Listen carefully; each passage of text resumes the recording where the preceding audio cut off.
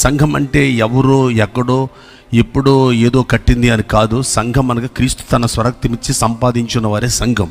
ఇది మాత్రం ముఖ్యంగా గుర్తించాలి. ఎందుకంటే రక్తము చేత కొనబడ్డాను, నేను ప్రభు రక్తము చేత కొనబడ్డాను, ఆయన రక్తము చేత నేను కడగబడ్డాను, ఆయన రక్తం ఇచ్చి నన్ను ఎన్నుకున్నాడు అని ఏ విశ్వాసి తన జీవితంలో విశ్వసించి ఆయన మాటకు లోబడి ఆయన ఉద్దేశానికి, ఆయన ఆత్మకు కార్యాలు, ఆయన కార్యాల్లో పాలుభాగస్తులు అవుతారు, వాళ్ళు క్రీస్తు పిల్లలుగా ఆ సంఘంగా పిలువబడతారు. నేను ఎప్పుడూ ఒకటి అనుకుంటాను, సంఘం అంటే 4 గోడల మధ్య ఉన్నది కాదు, సంఘం అంటే వందల వేల మందితో ఉండేది కాదు. నేనే ఒక సంఘమై ప్రభు యొక్క పనిలో ఎలా ఉన్నాను.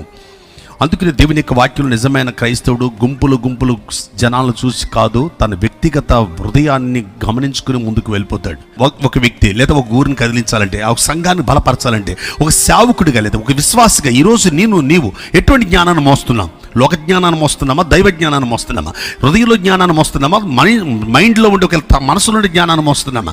మనసులో ఉండే జ్ఞానం ఈ లోకంలో అల్లరి రేపుతుంది, కలహాలు పెడుతుంది, సమస్యలు తెచ్చిపెడుతుంది, లోకంలో పడిపోతుంది. ఇది సామెతల 2వ అధ్యాయం చాలా ప్రాముఖ్యమైన విషయం. అసలు నువ్వు సురక్షితంగా ఉండాలంటే ఎక్కడ ఉంటావు? ఎటువంటి సంఘంగా నువ్వు ఉంటావు?